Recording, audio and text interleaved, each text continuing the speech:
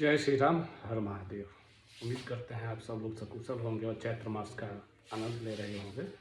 हमारे बिहार में तो एक चैत्र मास का अलग से चैती छठ पूजा होता है और अब गेहूँ पकने के इस पे है। किसान लोगों को तो अग्रिम शुभकामनाएं और उम्मीद करते हैं अच्छा फसल हो। अभी थोड़ा चर्चा करेंगे। 5 राज्यों में चुनाव की डिक्लेरेशन हुई है। असम, बंगाल, तमिलनाडु, केरल और यूनियन टेरिटरी ऑफ पुडुचेरी।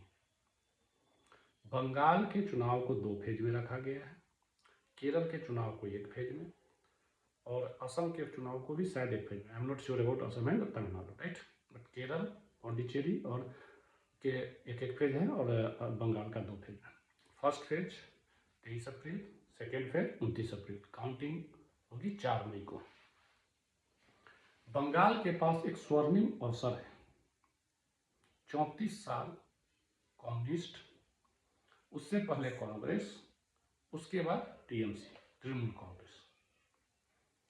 मतलब आजादी के लगभग 75 साल बाद, 76 साल बाद संभावनाएं हैं कि भाजपा पहली बार वहां शासन में आए। बंगाल ने सभी पार्टियों को टेस्ट किया। सबने क्या दिया वो सामने है, आप सबके सामने। कांग्रेस ने क्या दिया वो बताने की शायद जरूरत नहीं है, टीएमसी ने और सीपीएम। अब बंगाल एक बार भाजपा को चुने, भाजपा शासित राज्यों को देखे, वहां विकास की रफ्तार को देखे, वहां पे freedom of expression, mainly freedom of expression और आम जनों का कानून व्यवस्था सुविधाएं जो मिल रही हैं उसको देखें। बंगाल के लिए यह चुनाव, बंगाल के भविष्य के लिए यह चुनाव बहुत ही महत्वपूर्ण है कि क्या बंगाल बांग्लादेशियों का घर बनेगा दूसरा, या मतलब बंगाल बंगालियों का और भारतवासियों का होगा।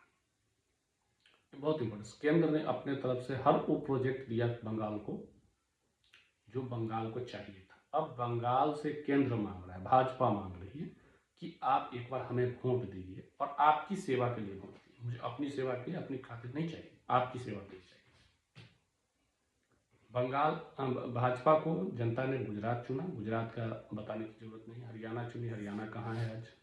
उत्तर प्रदेश देखिए, बिहार देखिए, एक समय बिहार जो बीमारू था आज कहाँ है। मध्य प्रदेश देखिए, जहाँ जहाँ पे रिसेंटली बंगाल को ज़्यादा दूर जाने की जरूरत नहीं है। असम देख लें, बिहार देख लें और उड़ीसा देख लें जो इसके नेबरिंग है। और जहाँ बीजेपी नहीं हो, झारखंड देख लें, आपको स्पष्ट हो जाएगा कि क्या स्थिति है बिना बीजेपी के। और खुद ममता बनर्जी, जहाँ पे किसी पार्टी के पॉलिटिकल रैली, जहाँ पे प्रधानमंत्री खुद संबोधित करने वाले हैं, वहाँ जाने वाले के ऊपर कैसे कैसे कल पत्थरबाजी से लेके क्या क्या हुआ है वो शायद बताने की जरूरत नहीं है। उम्मीद करते हैं जनता में गुड सेंस प्रिवेल करेगा और जनता अपने बेहतर भविष्य को चुनेगी, क्योंकि लोकतंत्र में सरकार वही मिलता है जैसा जनता वोट करती है। आज आपके पास समय है, मतदान करके सरकार को फेंकिए। अगर आप मतदान करेंगे तो आपके पक्ष में हो। बाकी अब ये मत बोलिएगा कि भाई राष्ट्रपति शासन लगा दो, ये चीज लगा दो, नहीं लगेगा। लोकतंत्र में राष्ट्रपति शासन कोई खेल नहीं है।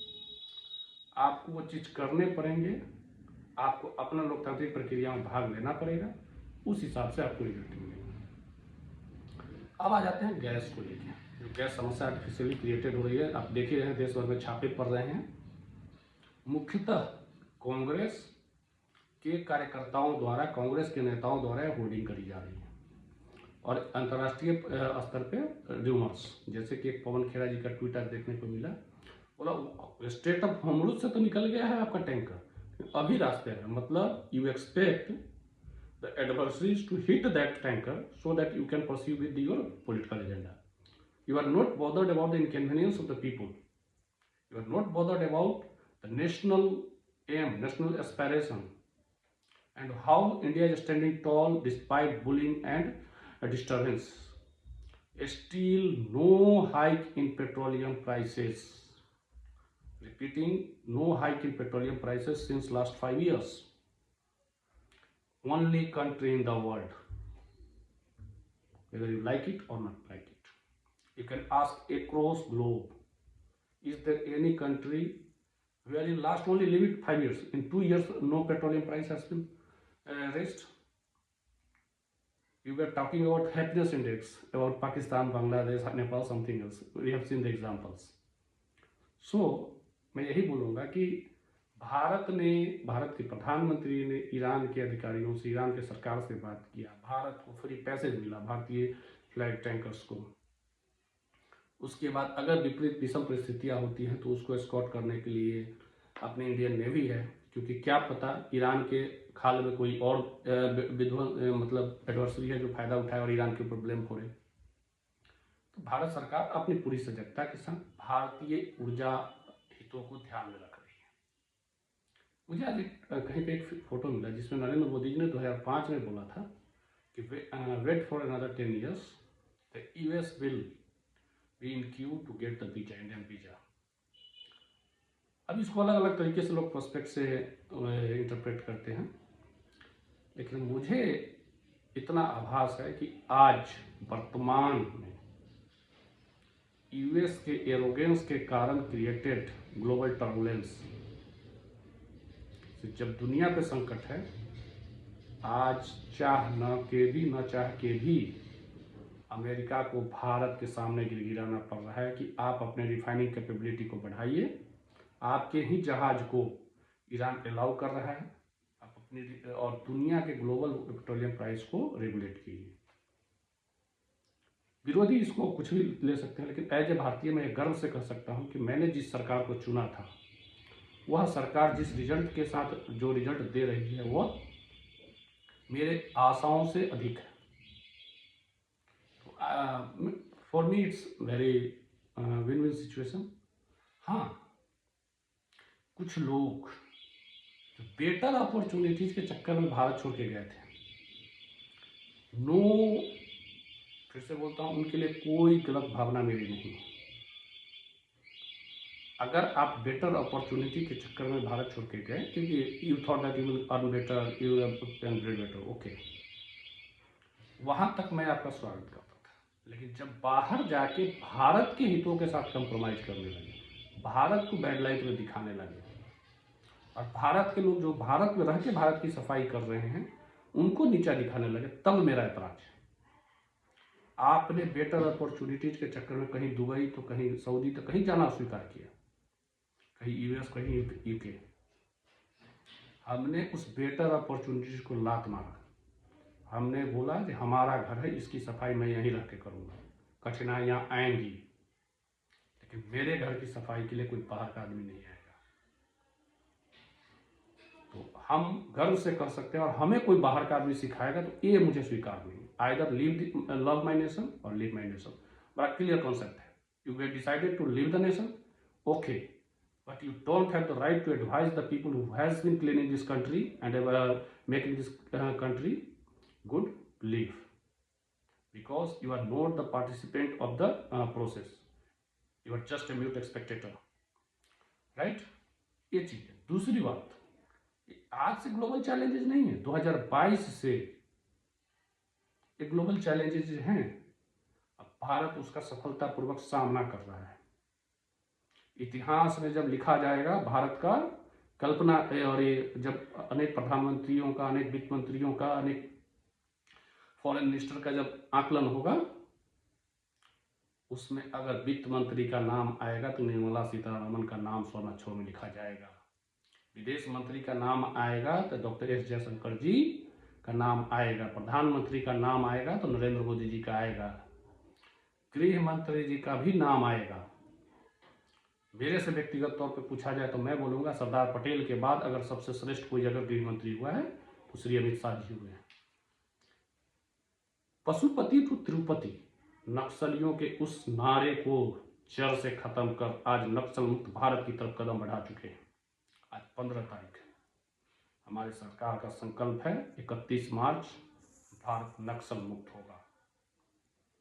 16 दिन और उस डेडलाइन से पहले हम अचीव करने के कगार पे हैं।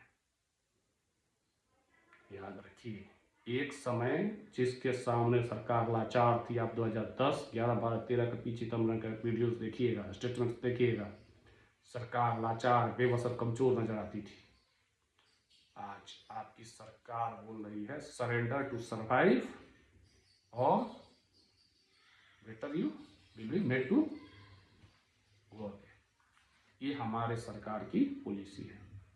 तो किस मोर्चे पर सरकार ने नीति रखी? पब्लिक वेलफेयर स्कीम से लेकर international norms, international diplomatic relations से लेकर इंटरनल सिक्योरिटी, क्या नहीं किया है। सांस्कृतिक तौर पे तो शायद बताने की ही जरूरत नहीं है, जो लगभग 500 सालों का संघर्ष राम मंदिर किया। जिनकी आस्था नहीं थी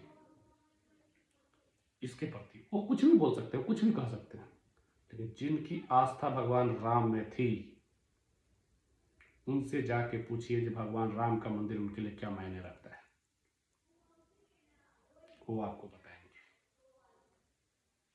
हाँ, जरूर कुछ चिलम छाप और छपरी नहीं बताएंगे।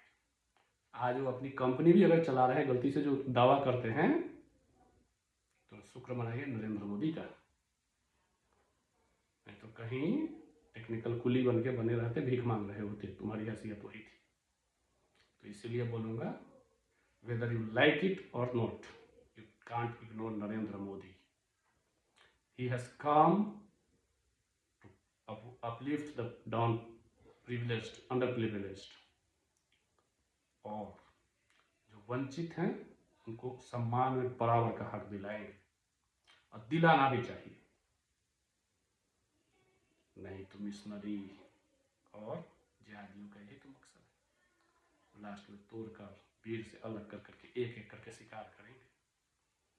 और तुम भी वही कर रहे हो चिलम छापो, कि तुम एक संगठित सनातन को एक एक मुद्दे पर लाके भड़काने की कोशिश कर रहे हो।